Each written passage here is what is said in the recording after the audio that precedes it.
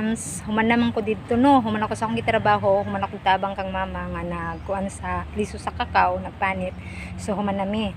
Karon mga kahams, mao gyud ni ang trabaho sa as a housewife, no?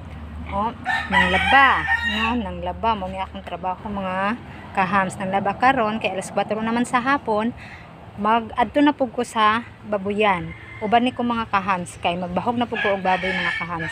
Na problema ra ba jud ko sa akong baboy mga kahams kay ngano mga kahams nagkalibanga ang isa ka baktin. Tara mga kahams uban ni ko. Karon mga kahams na nako diri sa baboyan sa baboy mga kahams. So nagkalibanga ang among baboy mga kahams. Ang baktin mga kahams na siya opo. So mga kahams, karon mga kahams, mag-inlo ko sa ilaha mga kahams. Magbahog ta karon mga kahams ha. Baboy, kini laging bisig kayo mga kahams.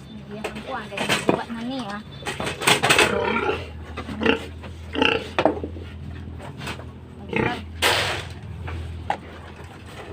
So, Nani. Samad na ka.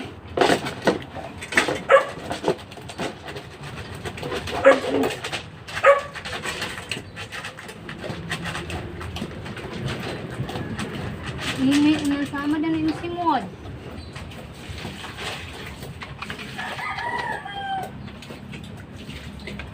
Sa manggupa di ka kahulat. Ano kansa? Ano? Daot nang ihang pultahan. Pakaon na pultahan niya.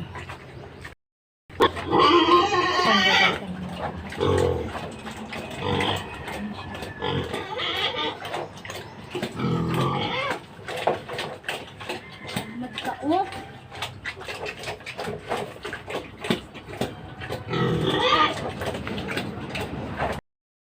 Ano kahans siya. Baho na.